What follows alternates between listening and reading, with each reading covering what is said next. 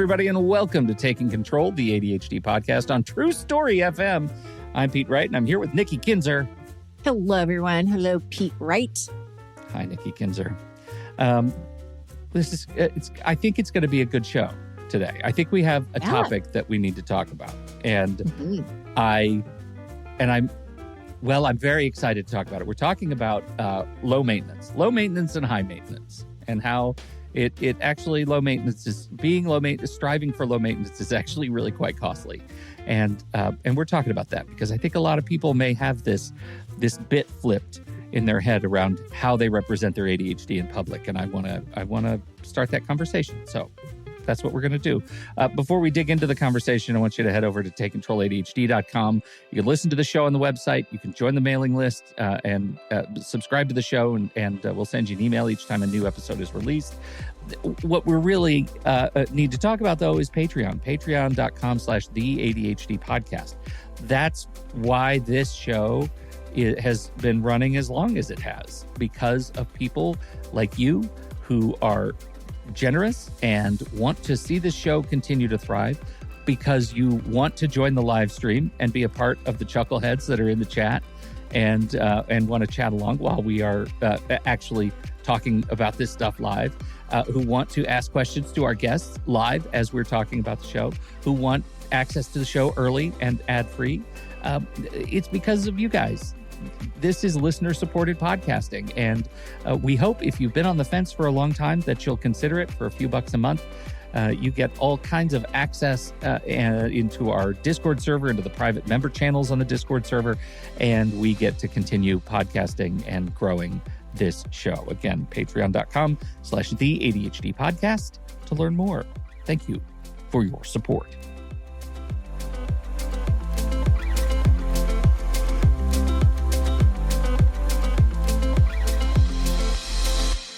Okay, everybody, here we go.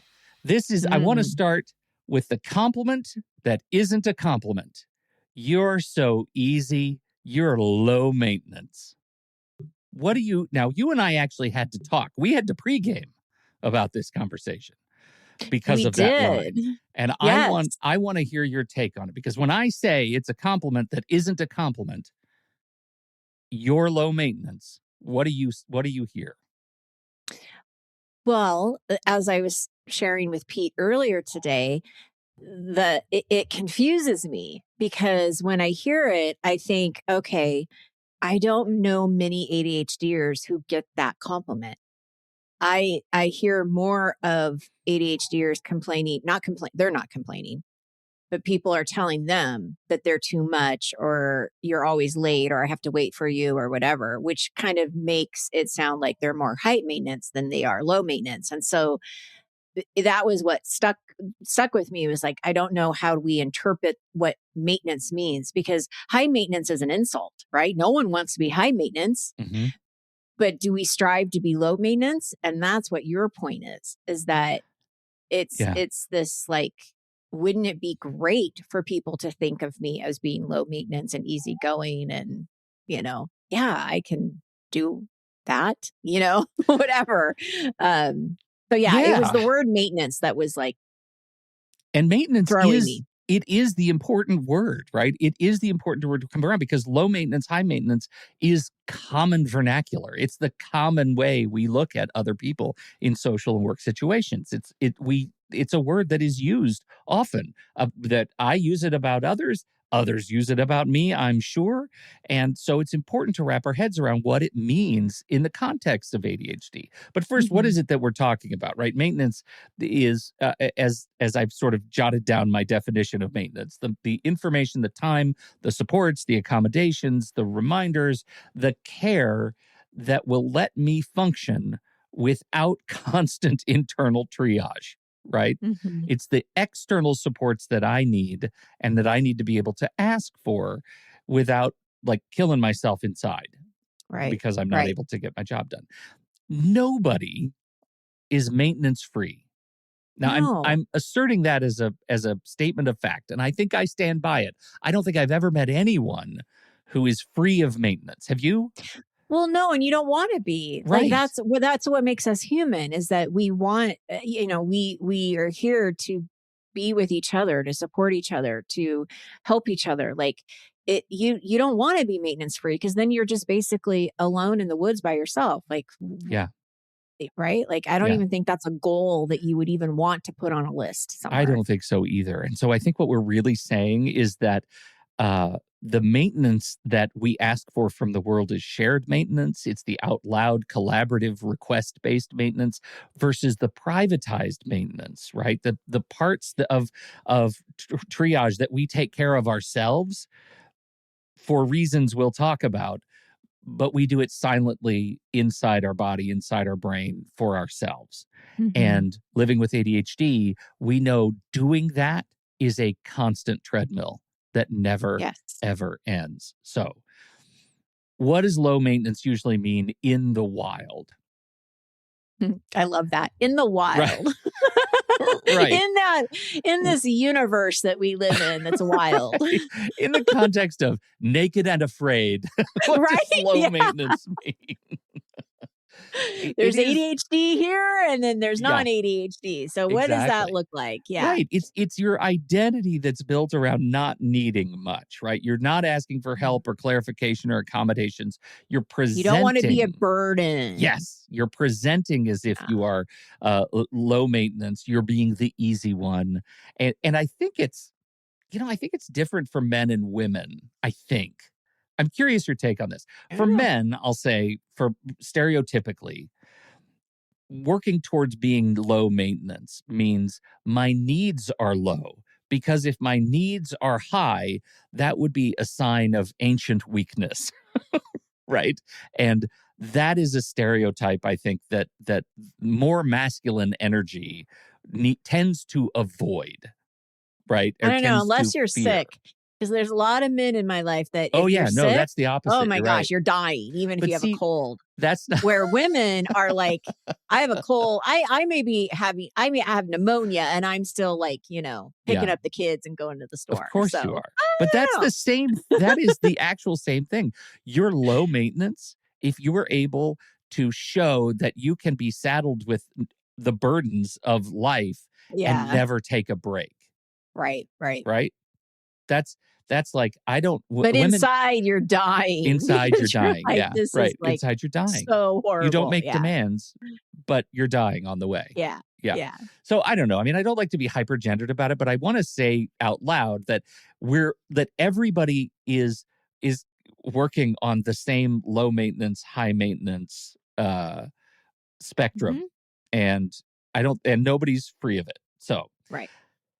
The social signaling around high and low maintenance, that I'm not high maintenance like those people, where those people have visible needs, I think is characterized or is internalized when we're children, right? And I think with ADHD especially, because if you had ADHD and you were diagnosed as a child, then you were somebody who made use of accommodations and were seen as somebody who was higher maintenance by your peers, by other parents, by everybody, because you were constantly making use of them. And as an outsider, you look at people who needed those kind of high maintenance requirements. And I'll speak for myself, even though I desperately needed accommodations, I didn't want to be noticed for the love of everything. Yeah. I see that with college students all the time. Yes.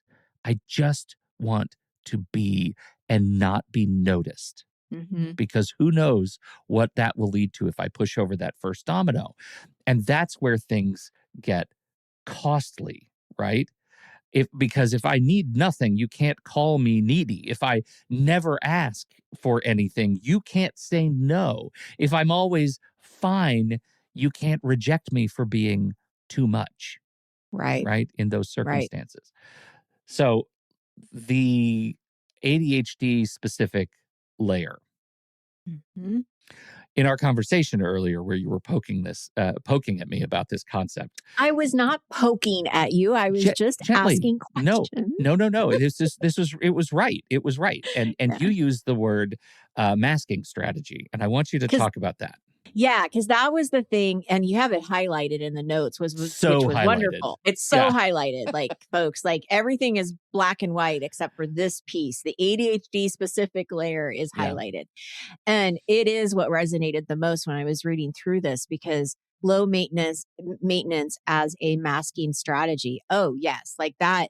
That is for sure a true statement, because what are you trying to hide, right? You're trying to hide that you need extra time, or you're trying to hide that uh, I need to read through this a couple of times before it really resonates, or I don't have a great memory and I need to make sure that I have the tools around me to help with my memory, but I can't let Pete know that. So I need to be on the down low when I'm taking notes or I'm recording, whatever. And so the masking strategy really hits, because I think that is part of that. You're masking, which is you pretending like these things don't bother you or that you don't need the help.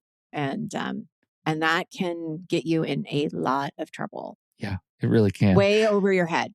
Way over your head, right? So I jotted down this list of privatized support behaviors, right? The things that we don't do because, and I just want to run through them and see if you resonate with the people that you work with, if people listening kind of resonate with these things. Not disclosing that you need written instructions instead of just verbal instructions, right? Check. Okay. Not asking for clarification because it might reveal you missed something. Double check. Okay. Not requesting deadline extensions while drowning. Deadline, or I'm sorry, check, highlight. Yeah. All of the stars, everything. Yeah.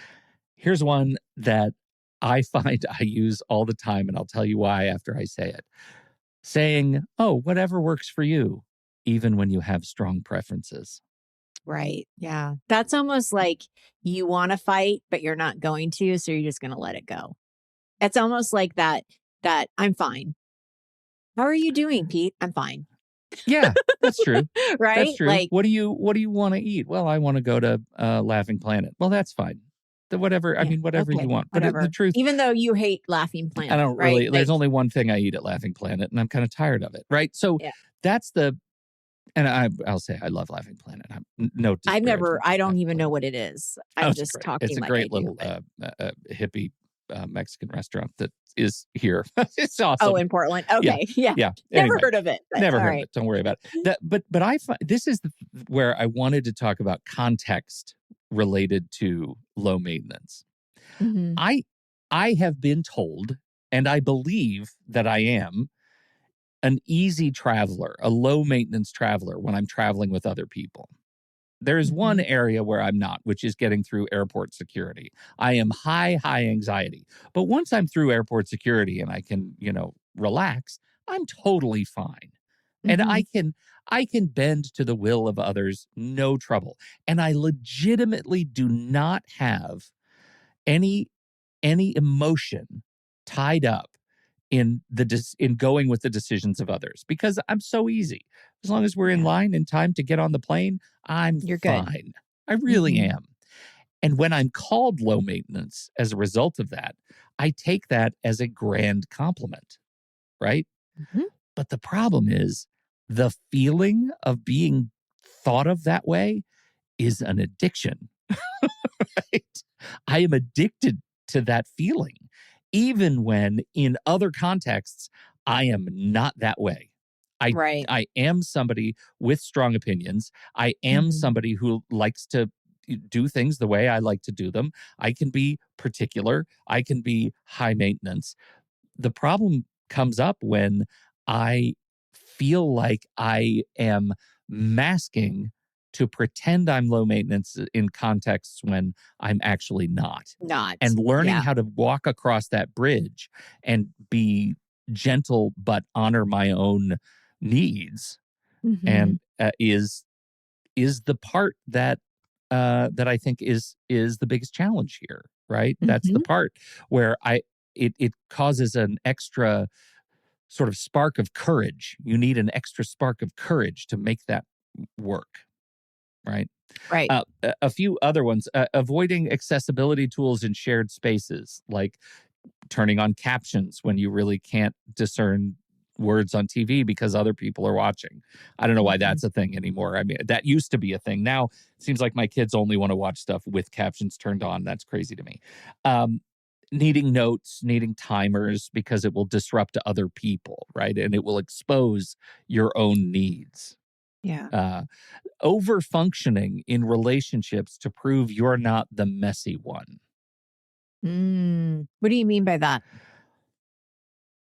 It can take a lot of stress in an intimate relationship or romantic relationship, right? It can cause a lot of stress to pretend to be someone you're not, to have to hide accommodations for yourself, to do the private acknowledgement of your needs, while publicly, when I say publicly, I mean to your partner, pretending that you actually don't need all these needs because you have it all together. And that's, I think that is it damns the relationship ultimately, right? It damns the relationship. And I know a lot of people who have lived in that space and they're much better on their second marriages, right? Like legitimately, that's where I mean these are the immediately the people I think of are people in my life who were able to be honest only into their second marriages. And I think that's worth so noting. interesting. Yeah. Yeah. Yeah. Wow. Hiding the effort required to book or to look effortless. Scripts, making yourself scripts, the prep work, the recovery afterward, the self-monitoring when you're going into public situations. Oh, for sure. Right? Right? Yeah. Yeah. Realizing that every event in your life is a performance, is an incredibly high calorie burn event. And no wonder people are exhausted. Yeah. Yeah. Yeah, absolutely. So I've got two types of low maintenance folks. We have This the is ghost. interesting. Yeah. We call it the ghost. This person minimizes their needs, disappears when overwhelmed, and returns like nothing happened. Do you ever find yourself doing something like that as an introvert? Well, no, not me personally, because I might disappear for sure, but I don't return like nothing happened. Yeah. I want to talk about it. Like Yeah. I'm head on. Let's talk about this. Let's get this out in the open because I don't like the tension. That makes it icky to me. But when I hear you talk about it, it reminds me of the passive aggressiveness of people where they'll be upset but they don't want to talk about it. And then they come back like nothing's happened. And it like throws me because I'm like, really? Like we just had this like heated conversation and you're just going to pretend like it didn't happen. It's weird to me because I want to talk about it. So, well, that's because you're the second type. This is actually great because I think I can muster the second type, but I'm much more. And when I was putting this together, I was thinking about my teen years because that's when I needed the most support and hid from it most of the time. And so as a ghost myself, the number of times I can put myself back into that space of being at some sort of a party, being with friends, being with girlfriend, and needing to leave like Homer Simpson in the hedge, right? Backing into the hedge. I remember spending time in my girlfriend's parents' closet. They had a big walk-in closet. And I would just disappear and go there and come back like nothing happened. I just needed the relief of not feeling like I was performing and having completely run out of extrovert runway. And I had to escape. And so I became the ghost.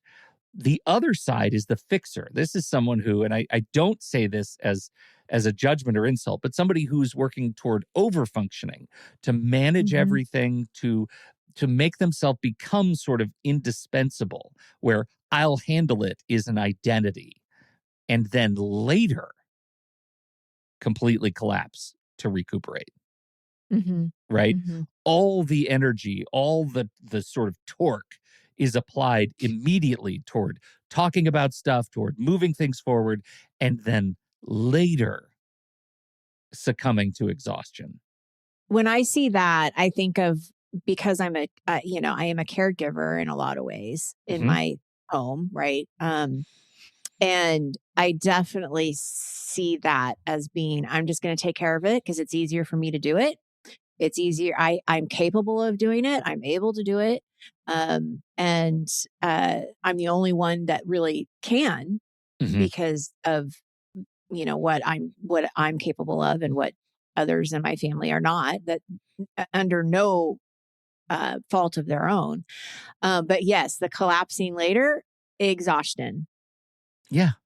Yeah. Yeah. Yeah. Like it's too much, but I still have to keep going. Right. Right. Yeah. And this is the issue because these patterns are learned, right? If you always say, if you're always somebody who says whatever works, then others will eventually stop checking and you'll fall into onto Hmm. one of these trains.